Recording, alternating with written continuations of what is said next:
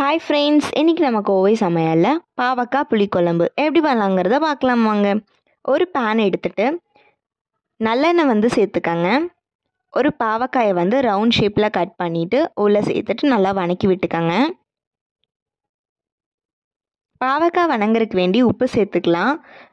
பாவக்காய்க்கு அளவாக உப்பு சேர்த்துட்டு நல்லா வணக்கி விட்டுக்கங்க. பாவக்காய் நல்லா ஃப்ரை ஆனதுக்கப்புறமா தனியாக எடுத்து வச்சுக்கலாம்.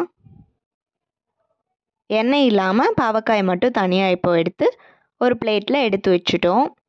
இப்போ அதே எண்ணெயில் 1/2 ஸ்பூன் கடுகு, 1 ஸ்பூன் சீரகம், 1/2 ஸ்பூன் வெந்தயம் சேர்த்துக்கங்க. ஒரு 6லேருந்து 7 பல் பூண்டு, கொஞ்சம் கருவேப்பிலை சேர்த்துட்டு நல்லா வணக்கி விட்டுக்கங்க. 2 வெங்காயம், பெரிய வெங்காயத்தை நல்லா நீல வாக்கில் கட் பண்ணிவிட்டு சேர்த்துக்கங்க.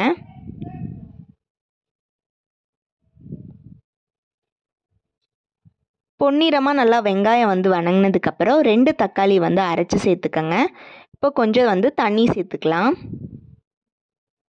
தண்ணி நல்லா கொதித்ததுக்கப்புறமா 1/2 ஸ்பூன் மஞ்சத்தூள், 1 ஸ்பூன் மிளகாய்த்தூள், 1 ஸ்பூன் கொத்தமல்லி தூள் சேர்த்துட்டு நல்லா வணக்கி விட்டுக்கங்க.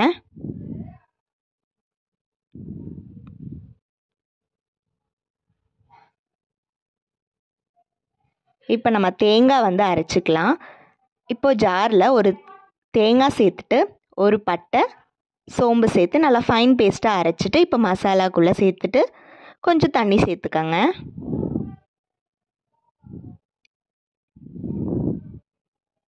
இப்போது குழம்புக்கு தேவையான உப்பு சேர்த்துக்கலாம். இப்போ லெமன் சைஸில் ஒரு புளி எடுத்து நல்லா கரைச்சி உள்ளே சேர்த்துக்கங்க. இப்போ கொஞ்சம் கொதிக்கிற ஸ்டேஜில் நம்ம ஃப்ரை பண்ணி வச்சுருக்கக்கூடிய பாவக்காயை உள்ளே சேர்த்துக்கலாம்.